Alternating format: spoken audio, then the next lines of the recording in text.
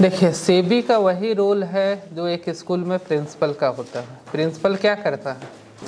Rule बनाता है, ठीक है। रूल कोई तोड़ता है, पनिश करता है, हर कुछ कौन करता है? प्रिंसिपल।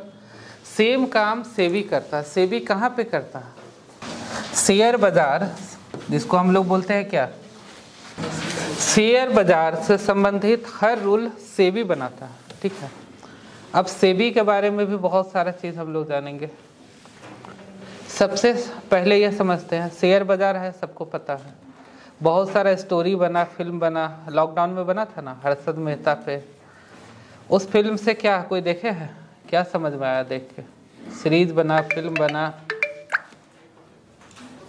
कोई देखा है फिल्म? हर्षद मेहता। हर्षद मेहता का नाम सुने हैं आप लोग? कौन सुने हैं? कुछ तो बताइए, तब तो बताएं। उस पर फिल्म भी आया था, कौन सा फिल्म था? आकाश है ध्यान में? क्या नाम है? और मूवी का नाम? मूवी एक बना था, उसमें अभिषेक बच्चन था, इतना हमको ध्यान में। बिग बुल, ये सारा बना था। इसी उसके बाद ही आया है सेबी। इसका स्टोरी क्या है सो समझते हैं पहले। किसी भी चीज़ के लिए कंट्रोलर का ज़रूरत होता है, और शेयर बाजार के लिए भी कंट्रोलर का ज़रूरत होता है। शेयर बाजार को सेट किया जाता है। सेट समझते हैं?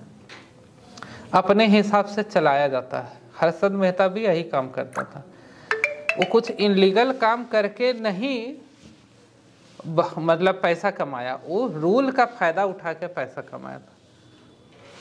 तो हर्षद मेहता फिल्म देखिएगा तो पता चलेगा कि सेंट्रल मिनिस्टर तक उसमें इन्वॉल्व था। इतना ज़्यादा वो बड़ा बन गया था, एक तरह का पैरेलल इकोनॉमी बन गया था हर्षद मेहता, ठीक है।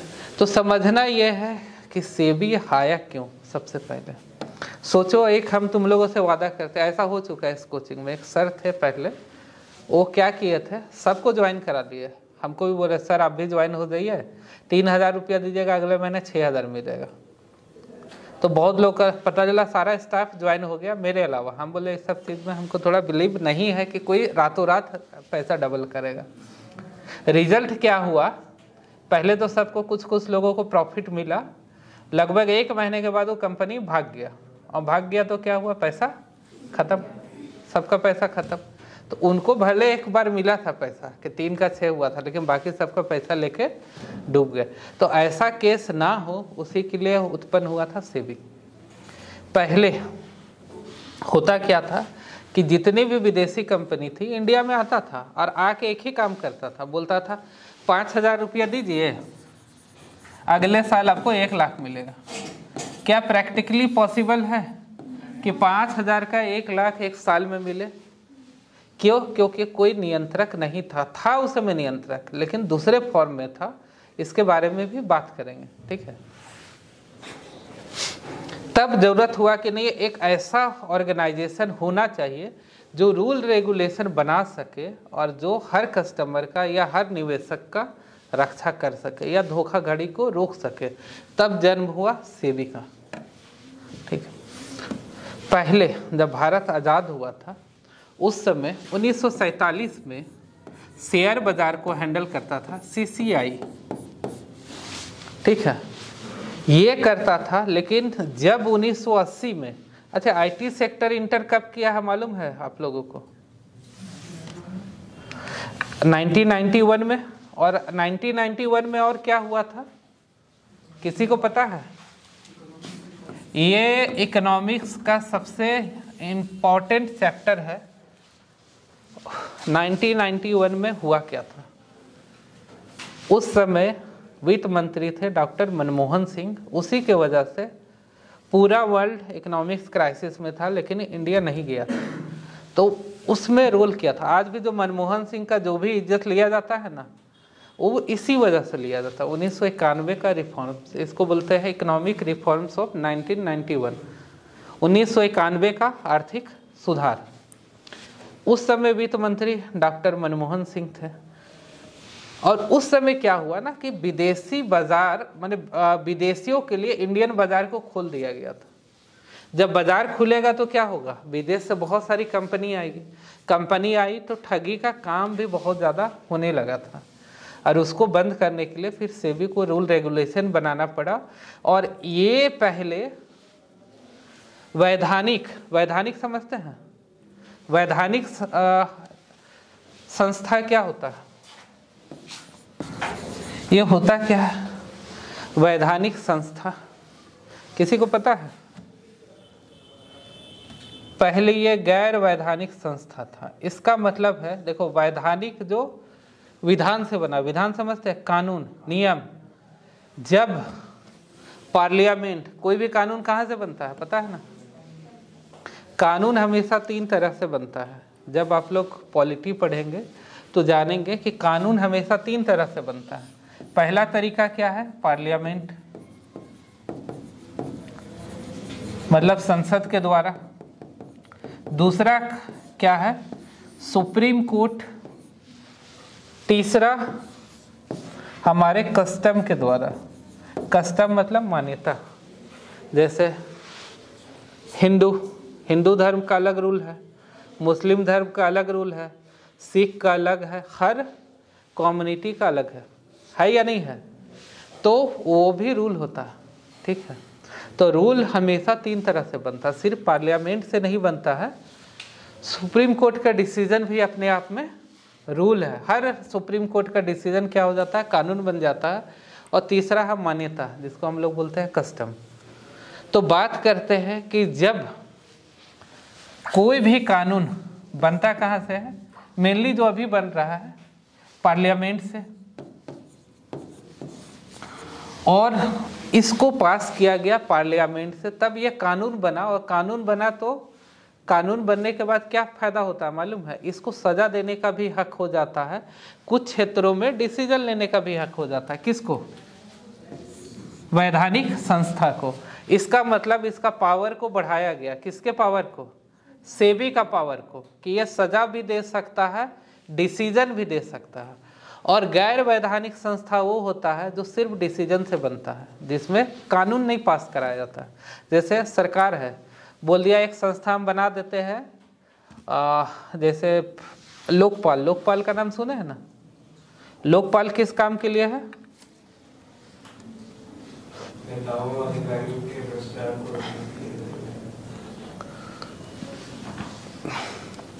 ये चीज सबको पता है? लोकपाल सबसे बड़ा चीज है जो अछूता है। कौन सा वर्ग ऐसा है जो टैक्स नहीं देता है? कौन सा वर्ग ऐसा है जिस पर जांच नहीं होता? पता है कौन है? क्या?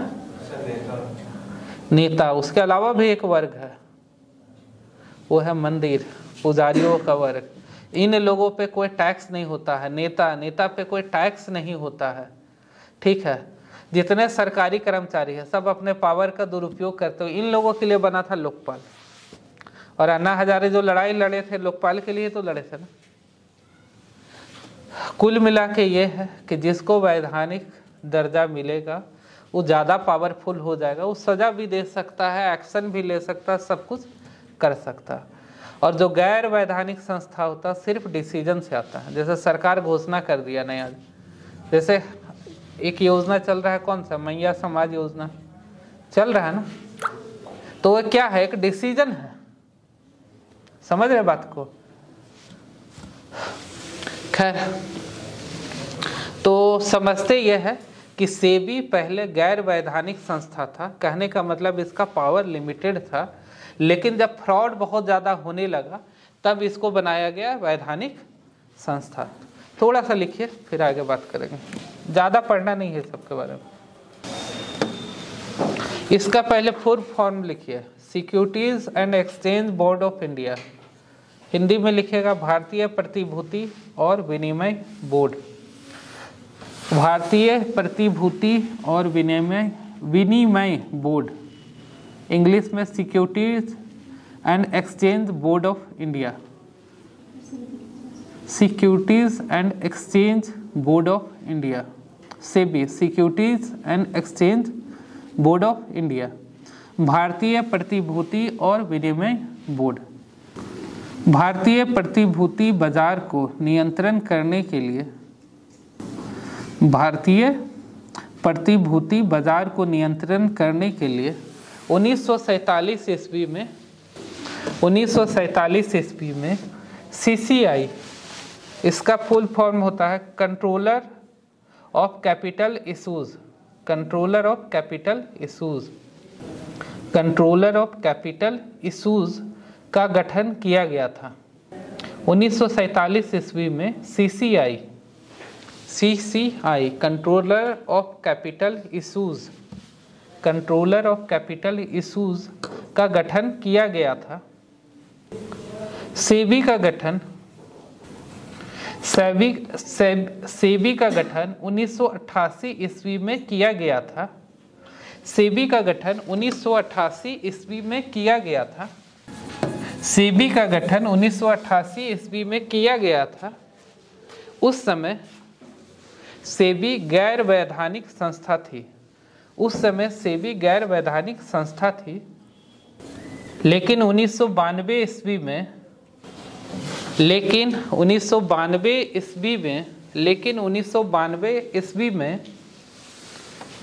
सेबी एक्ट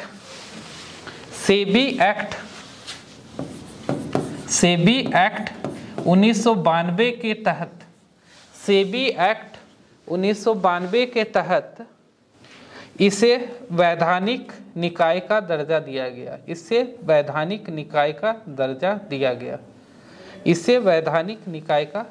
दिया गया। इसका मतलब यह है, बताए 1991 में क्या आया था, बाजार खुल गया था। भारतीय बाजार 1991 में विदेशियों के लिए खुल गया था और उस समय फ्रॉड होना स्टार्ट हुआ। उसीलिए 1992 में इसको क्या बना दिया, कानून बना दिया गया, मतलब पार्लियामेंट से पास किया गया। इसको अधिकार दिया गया, एक्स्ट्रा अधिकार दिया गया। किसको? सेबी को। अगर एग्जाम में पूछेगा सेबी का गठन कब हुआ था तो लिखना है 1988 में, लेकिन पूछेगा एग्जाम में कि किस एक्ट के तहत हुआ है तो सेबी एक्ट 1992।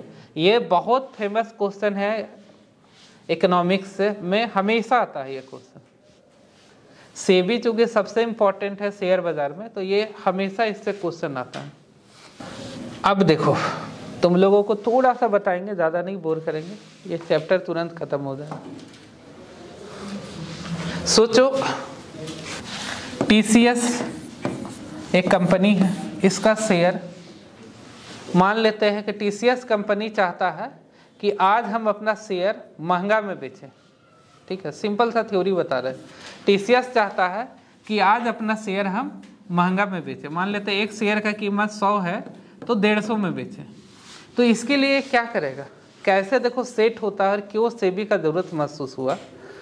इसके लिए क्या करेगा TCS, अपने मान लेते हैं 1000 एम्प्लाई, 1000 कर्मचारी होंगे, सबको बोलेगा कि मार्केट जैसे ही खुलेगा आपको शेयर TCS का खरीद लेना। ठीक है, मार्केट जैसे ही खुलेगा TCS का सब कर्मचारी शेयर को खरीदेगा और जब खरीदेगा तो रेट क्या होगा, बढ़ेगा। बाजार ऐसे ही चलता है, जिसका डिमांड ज़्यादा होता है रेट बढ़ जाता है। जैसे ही रेट बढ़ेगा ये हज़ारों कर्मचारी बेच देगा, और बेचेगा तो क्या है, हाई रेट में बिकेगा कि नहीं। तो इस तरह कंपनी मार्केट को सेट करता है। ठीक है, उसको पता है कि हमको कब सेट करना है। तो बहुत सारा दलाल, उसमें से हर्षद मेहता भी एक था, मार्केट को सेट करता है कि मार्केट को हमको चलाना कैसे है, कब हमको ये सस्ता बेचना है, कब महंगा बेचना है। लेकिन आम जनता क्या देख रहा है कि आज TCS में बहुत फ़ायदा है, TCS का शेयर खरीद लेते हैं। लेकिन आप जैसे ही खरीदिएगा उसके बाद क्या होगा, ग्राफ डाउन होना स्टार्ट हो जाएगा और उसके बाद आपको हो जाएगा नुकसान। लेकिन कंपनी को तो फ़ायदा होगा ना। तो दलाल लोग खास करके मार्केट को सेट करता है, तो इसके लिए भी व्यवस्था करता है कि नहीं, जब अचानक मार्केट ऊपर उठेगा तो ट्रिगर रखता है कि अचानक सर्किट ब्रेकर, मतलब सर्किट जैसे ब्रेक होता है ना, टीवी में देखिएगा बहुत ज़्यादा वोल्टेज आएगा तो क्या होगा, खासकर इस मिक्सर ग्राइंडर के नीचे देखिएगा कि ऐसा बटन होगा जो सर्किट ब्रेकर होता है। एक्स्ट्रा वोल्टेज आता है तो क्या होता है, वो नीचे आ जाता है, फिर उसको दबाने के बाद ऑन होता है कि नहीं। वही होता है सर्किट, एक्स्ट्रा करंट को क्या कर देता है, ब्रेक कर देता है। सेम चीज़ क्या है जैसे ही अचानक अगर रेट भागेगा तो क्या करेगा, सर्किट ब्रेकर बाजार को बंद कर देगा, एक सिस्टम। तो ये सारा चीज कौन करना सीखा, सेबी। इसका मतलब है निवेशक, निवेशक कौन है, जो बाजार में शेयर खरीद रहा, उसका कौन करना सीखा, सेबी।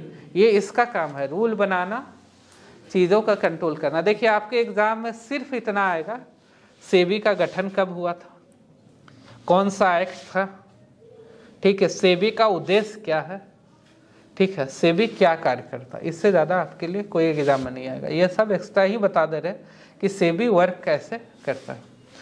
चलिए छोटा सा लिखिए, टॉपिक एंड हो जाएगा। सेबी का उद्देश्य पहला है निवेशकों के हित की रक्षा करना, निवेशकों की हित की रक्षा करना ताकि वे धोखाधड़ी, निवेशकों की हित की रक्षा करना ताकि वे धोखाधड़ी एवं बाजार की अस्थिरता से बच सके, ताकि वे धोखाधड़ी एवं बाजार की अस्थिरता से बच सके। उसके बाद लिखिए मनी लॉन्ड्रिंग, मनी लॉन्ड्रिंग लिख दे रहे हैं, मनी लॉन्ड्रिंग धोखाधड़ी की स्थिति में कठोर कदम उठाना, की स्थिति में कठोर कदम उठाना, शेयर बाजार में पारदर्शिता लाना, अगला पॉइंट, शेयर बाजार में पारदर्शिता लाना, शेयर बाजार में पारदर्शिता लाना। देखिए छोटा छोटा और भी बहुत सारा काम है, इतना लिखने का जरूरत नहीं है। इसका मुख्यालय लिखिए जो एग्जाम में पूछता है। इसका मुख्यालय, सेबी का मुख्यालय मुंबई में है, सेबी का मुख्यालय मुंबई में है। हाँ, मनी लॉन्ड्रिंग, लॉन्ड्री क्या काम करता है किसी को पता है? कपड़ा धोता है, धोता है कि नहीं?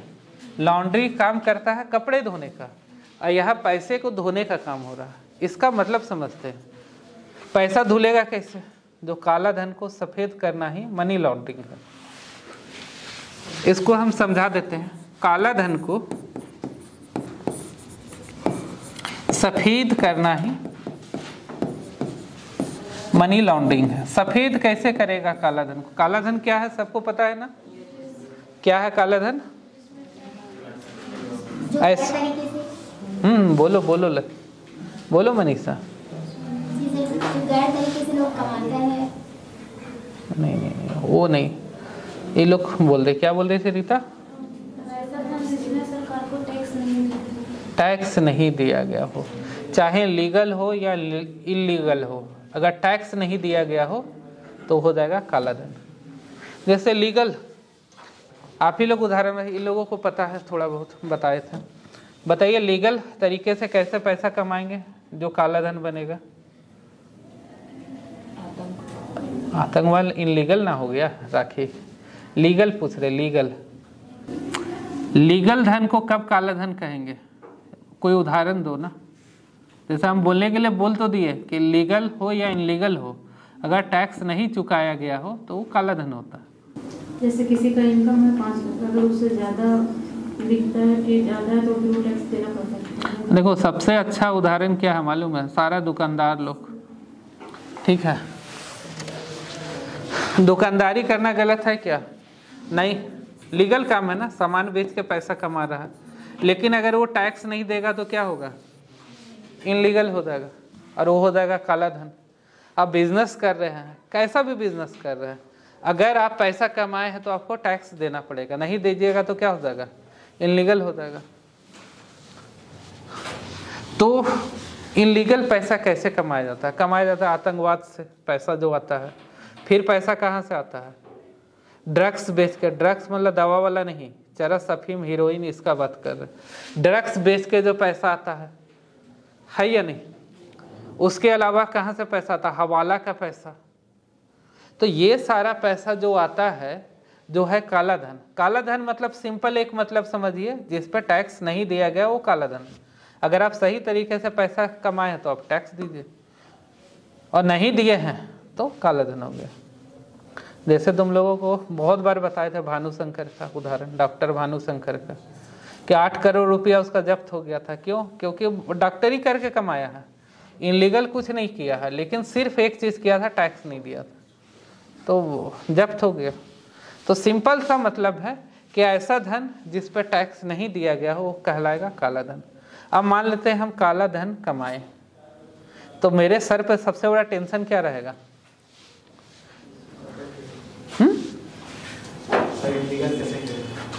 लीगल कैसे करें इनलीगल को? नहीं तो क्या होगा, जब भी ईडी का छापा पड़ेगा जब्त हो जाएगा। अभी झारखंड में खूब छापा पड़ा है ना ईडी का, पता है कि नहीं? लगभग सारा सीओ जब्त किया गया। रांची का जो सब सीओ पे रांची पे छापा पड़ा, उसके बाद नेता लोग पे छापा पड़ा। तो क्या है, सबसे बड़ा टेंशन रहेगा, पैसा तो काला धन कमा लिए, अब इसको सफेद करना। शेयर बाजार में पैसा लगा दीजिए, लगाए हैं 100 रुपया, चाहे घाटा हो या फायदा, बोल दिया कि 150 हो गया। तो ये सब रोकना काम किसका है? सेबी का। कर सकते हैं कि नहीं? जैसे तुम लोग एक लाइव उदाहरण बताते हैं। हम रांची में एक दोस्त के यहाँ गए थे, तो हम पूछे लैपटॉप खरीदा बाबू, कहाँ से खरीदा? उसका भाई पे, छोटा भाई पे। बोले भैया हमको लॉटरी लगा। लॉटरी कुछ नहीं लगा था, वो पैसा का जुगाड़ किया था ताकि कोई उंगली ना उठाए, तो सीधा क्या बोल दिया, लॉटरी लगा। अब बोले तुम्ही का लॉटरी काहे लगता, किसी का नहीं लगता। तो बाद में पता चला कि वो अपना मम्मी से पैसा ठगा तो कोई उस पर उंगली ना उठाए, इसलिए सीधे बोलता था कि लॉटरी लगा। तो सेम स्टोरी ये है कि आपके पास पैसा तो है, लेकिन कैसा? काला धन। उसको हम सफ़ेद नहीं करेंगे तो दिक्कत क्या होगा? जब्त हो सकता है। तो लोग जगह जगह इन्वेस्ट करते हैं और इसको सफ़ेद करते हैं। एक फिल्म और भी था, बताते हैं कौन सा फिल्म था, इरफान खान और संजय दत्त का एक फिल्म था, जिसमें शार्प शूटर संजय दत्त था, इरफान खान यही काम करता था, सबका पैसा को वाइट करने का। हम फिल्म का नाम भूल गए हैं, सर्च करना गूगल पे मिल जाएगा। उस पर एनी टाइम है सो इरफान खान पे बिल्डिंग से गन लगा के रहता है और इससे कुछ कुछ हरकत, पूरा फिल्म ऐसे ही है। खैर जो भी है, तो मतलब काला धन को सफ़ेद करना ही मनी लॉन्ड्रिंग है और कुछ नहीं। क्लियर? चाहे तो लिख लीजिए एक लाइन, मनी लॉन्ड्रिंग, टाइटल लिखिए मनी लॉन्ड्रिंग। काला धन को सफ़ेद करना ही मनी लॉन्ड्रिंग कहलाता है। काला धन को सफ़ेद करना ही मनी लॉन्ड्रिंग कहलाता है। काला धन को सफ़ेद करना ही मनी लॉन्ड्रिंग कहलाता है।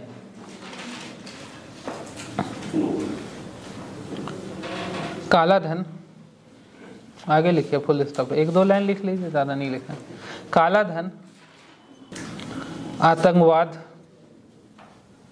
काला धन आतंकवाद, ड्रग्स, हवाला, हवाला हवाला ये शेयर बाजार का चीज़, हवाला बता रहे, लिखे क्या लिखे? काला धन, ड्रग्स, हवाला आदि से जो पैसा आता है,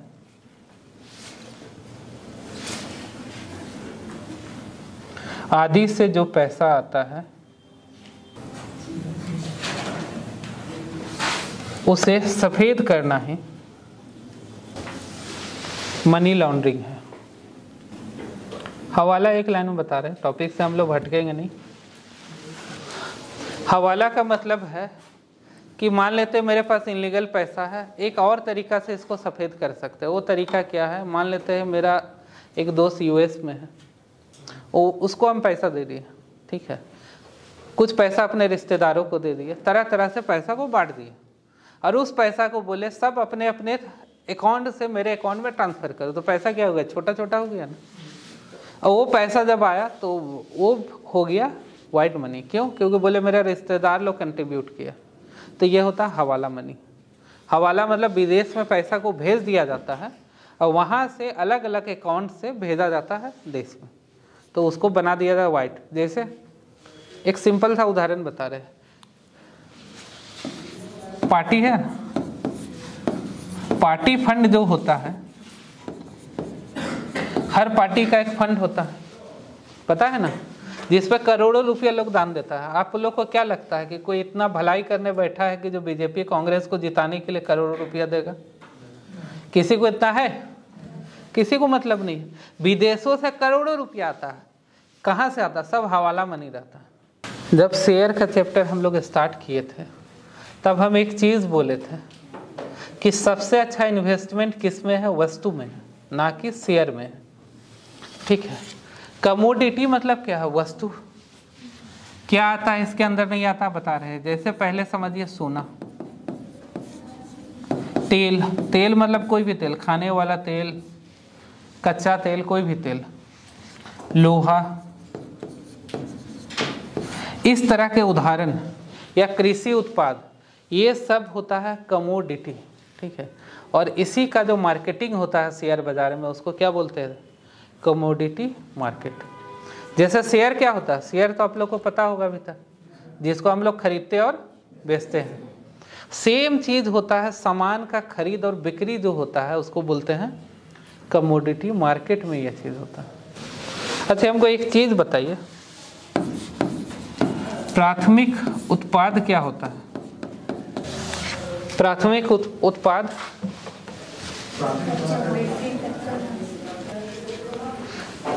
ठीक है, मोटा मोटी। फिर हम इसको अच्छे से जानना चाहते हैं। क्या बोल रहे थे राखी? कौन बोली? बोलो बोलो। हाँ, कृषि उत्पाद ऐसा चीज, इसमें कृषि उत्पाद मेनली आता है।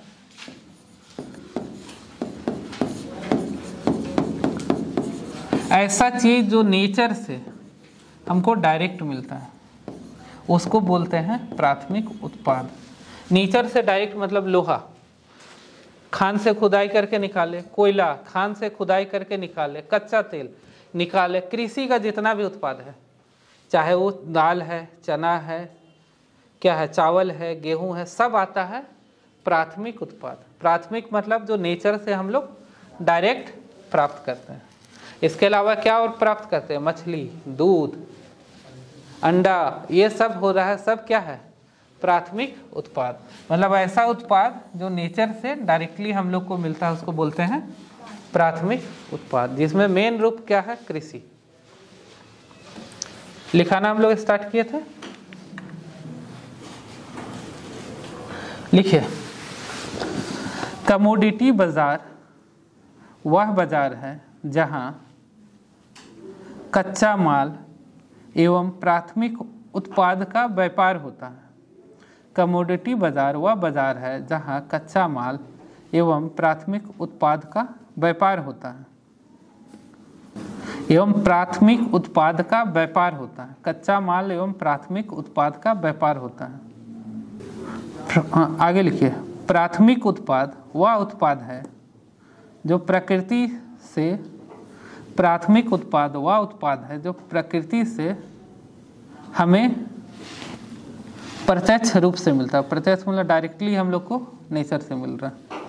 प्राथमिक उत्पाद वह उत्पाद है जो हमें नेचर से प्रत्यक्ष रूप में मिलता है। उदाहरण कच्चा तेल, उदाहरण कच्चा तेल, कीमती धातु, कीमती धातु मतलब सोना चांदी,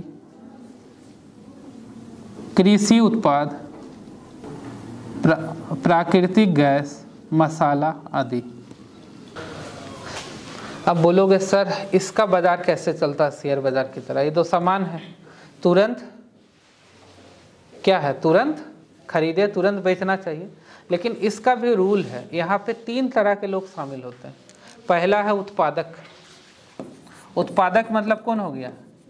कृषि में हो गया किसान, है या नहीं? उसके बाद बीच में जो दलाल है, और लास्ट में है उपभोक्ता जिसको चाहिए। तो इसमें 3 तरह के लोग शामिल होते हैं। उत्पादक आप लोग समझ सकते हैं, जैसे किसान है, कृषि उत्पाद किसान करता है। अब इसमें हम 2-3 उदाहरण बताएंगे, बाकी चीज लिखा देते हैं। जैसे सोचिए, हम बोले थे कल भी एक उदाहरण दिए थे ना, कि जब सबसे बुरा समय है, जैसे जब शादी का सीजन ऑफ हो गया या शेयर बाजार क्या हो जाए, डाउन में तो महंगा हो जाएगा, अप हो जाए। शेयर बाजार जब अप रहेगा तब सोना सस्ता होगा।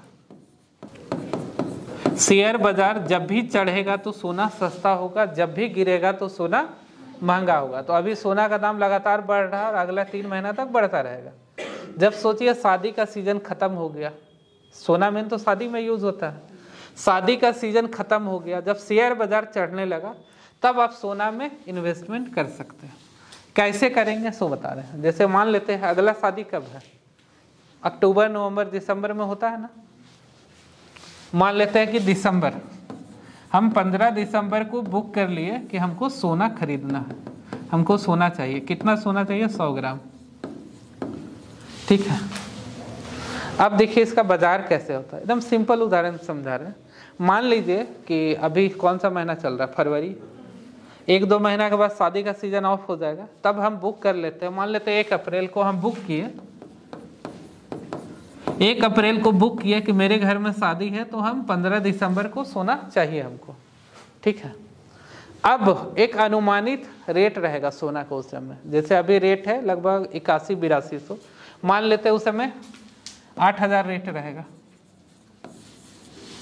ठीक है। एक अनुमानित रेट, जैसे हो सकता है इससे कम भी ज़्यादा भी हो सकता है कि नहीं। अब मान लेते हैं 8000 रेट रहेगा। अब अगर सोना उस समय सस्ता हो गया तो आपको लॉस हो जाएगा। क्यों? क्योंकि आपको 8000 में ही वो सोना खरीदना पड़ेगा, और महंगा हो गया तो फायदा हो जाएगा। एक रिस्क यहाँ भी है, जैसे शेयर बाजार में रिस्क होता है ना, इस तरह इसमें भी रिस्क है कि अगर सस्ता हो गया तो क्या है, आपको फायदा हो जाएगा। आपको 8 का 8 ही, मान लेते 9000 उस समय सोना हो गया तो आपको फिर भी 8000 में मिलेगा। और महंगा हो गया तो क्या है, ये सस्ता हो गया तो आपको घाटा हो गया, महंगा हो गया तो आपको फायदा हो गया।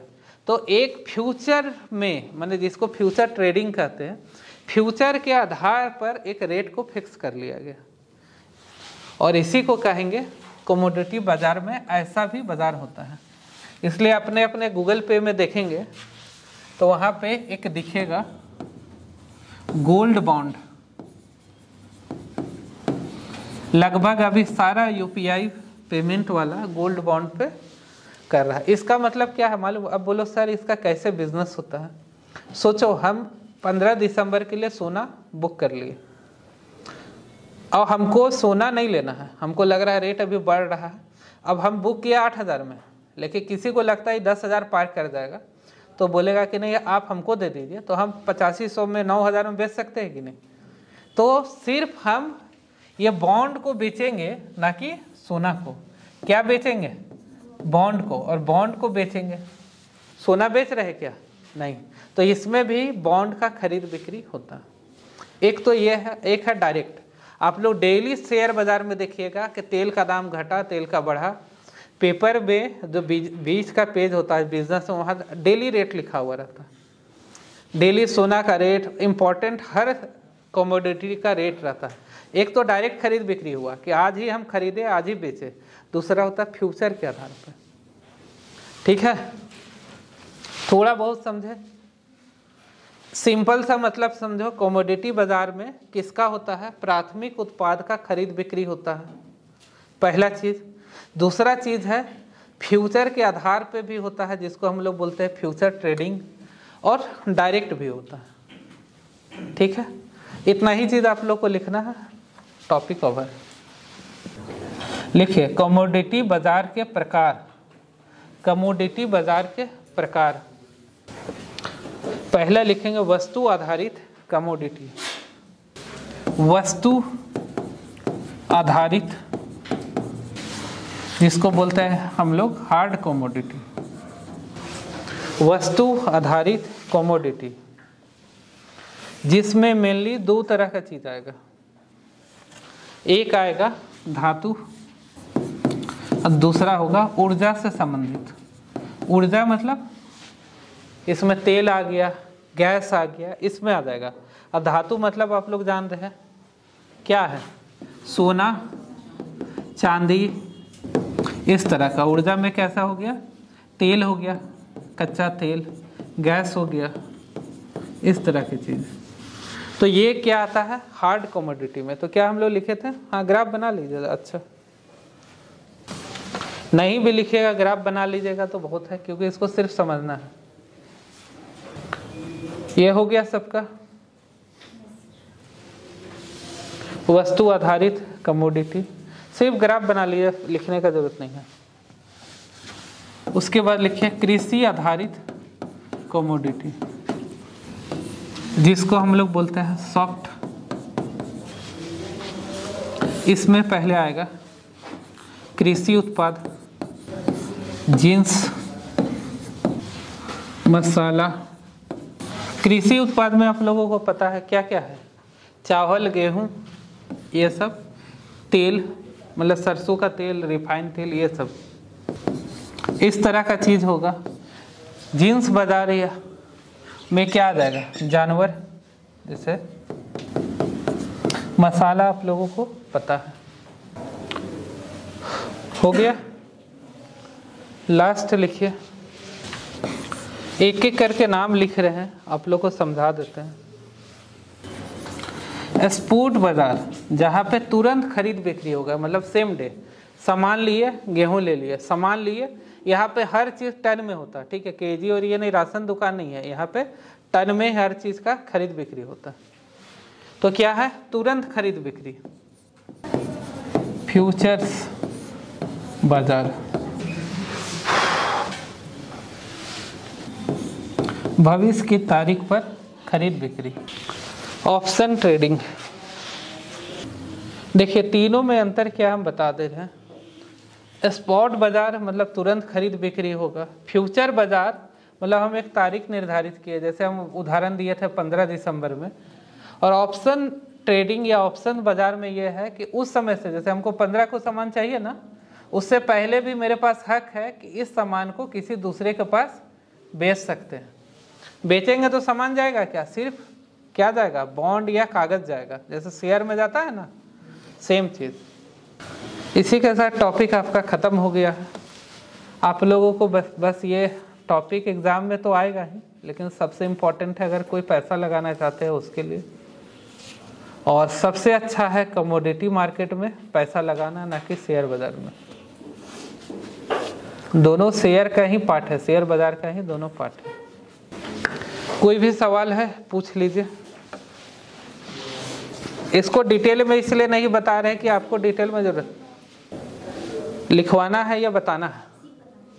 देखो स्पॉट बाजार मतलब जैसे आज हमको चाहिए 10 टन चावल, हम बाजार में गए, नगद भुगतान किए, 10 टन चावल ले लिए, यह है स्पॉट बाजार, तुरंत खरीद बिक्री। क्लियर। फ्यूचर बाजार कहने का मतलब है हमको सोना चाहिए था 15 दिसंबर को, अब बुक हम आज कर रहे हैं, तो आज हमको सिर्फ वर्चुअली मिल रहा है। जैसे अगर आप लोग गूगल पे से खरीदिएगा तो वहाँ दिखाएगा कि गोल्ड बॉन्ड इतना ग्राम आपका, ठीक है। तो सिर्फ आप क्या कर रहे हैं, एक भविष्य की तारीख के लिए पहले ही बुकिंग कर ले रहे हैं। इसमें किसान को भी फायदा है, खरीदने वाला को भी फायदा है। किसान को कैसे फायदा है, आप लोग बताएं, किसान को कैसे फायदा है? किसान को इसलिए फायदा है कि मान लेते हैं आज 5,000 रुपया क्विंटल अगर गेहूं है, मान लेते हैं 15 दिसंबर को हम लोग 5,000 क्विंटल गेहूं के रूप से बुक किए। किसान का तो बिकेगा, बिकेगा कि नहीं बिकेगा, बिकेगा, लेकिन हो सकता बम्पर उत्पादन हो जाए और रेट बहुत डाउन हो जाए, तब भी किसान को कितना मिलेगा, 5,000। तो किसान को फायदा है। फ्यूचर ट्रेडिंग में सबको फायदा है, किसान को इसलिए फायदा है भले बाजार गिर जाए, मतलब कि बहुत ज़्यादा उत्पादन। अभी जैसे टमाटर कैसे मिल रहा है, 2 रुपया 3 रुपया, बहुत ज़्यादा शहर में 5 रुपया, उससे ज़्यादा तो महंगा कहीं नहीं मिल रहा। तो क्या नुकसान है कि नहीं, नुकसान है। तो ऐसा स्थिति नहीं आता है क्योंकि आप बुक कर ले रहे हैं क्या, फ्यूचर के लिए अभी ही बुक कर ले रहे हैं। तो ये है फ्यूचर ट्रेडिंग। जैसे अभी कौन सा फसल होने वाला है, गेहूं, तो गेहूं जब बुआई हुआ होगा ना तभी इसका बुकिंग हो गया होगा कि कितना में बिकेगा, और उसके आधार पे जिसको अब चाहे रेट सस्ता हो या महंगा हो उसी रेट पे बिकेगा जिस पे बुक हुआ। और तीसरा है ऑप्शन मार्केट। मतलब ऑप्शन ट्रेडिंग में ये होता है कि हम बुक किए हैं 15 दिसंबर के लिए, लेकिन उसको हम चाहे तो पहले भी बेच सकते हैं। पहले बेचेंगे तो क्या सामान मिलेगा? नहीं मिलेगा, सिर्फ क्या मिलेगा? वो कागज़ मिलेगा। मतलब हम अपने नाम से उस कागज़ को किसी दूसरे के नाम पर ट्रांसफ़र कर रहे हैं। गुरु फिल्म देखे हैं? गुरु फिल्म देखिएगा। ये सब बहुत समय से चल रहा है। बाजार देखिए, बाजार का शुरुआत तो बहुत समय से चल रहा है, आदिकाल से ही चल रहा है। रूल रेगुलेशन से भी बनाया। बाजार क्या है? पहले पैसा कौन सा होता था मालूम है कि नहीं? वस्तु विनिमय। उसके बाद कौन सा पैसा है? पहला पैसा कौन था? फूटी कौड़ी। फूटी कौड़ी कहावत सुने हैं? नहीं सुने? फूटी कौड़ी भी नहीं देंगे। उसका मतलब क्या होता है? सीप देखे? सीप, पानी में सीप आता है इतना बड़ा बड़ा, उसी को बोला जाता है कौड़ी। तो मतलब सबसे सस्ता होता है फूटी कौड़ी, उसके बाद होता है कौड़ी। तो पहले जो वस्तु विनिमय, बिल्कुल ठीक है, हिस्ट्री में आप लोग पढ़े, वस्तु विनिमय प्रणाली, मतलब चावल के बदले गेहूं कर लीजिए, ये चीज़। उसके बाद आया कौड़ी। कौड़ी मतलब सीप, जो पानी मिलता है, वहाँ से फिर स्टार्ट हुआ था पैसे। तो बाजार तो हमेशा से है ना, बाजार हमेशा से है। रूल लेके आया है सेबी। रूप बदलता रहता है बाजार का, बाजार हमेशा से।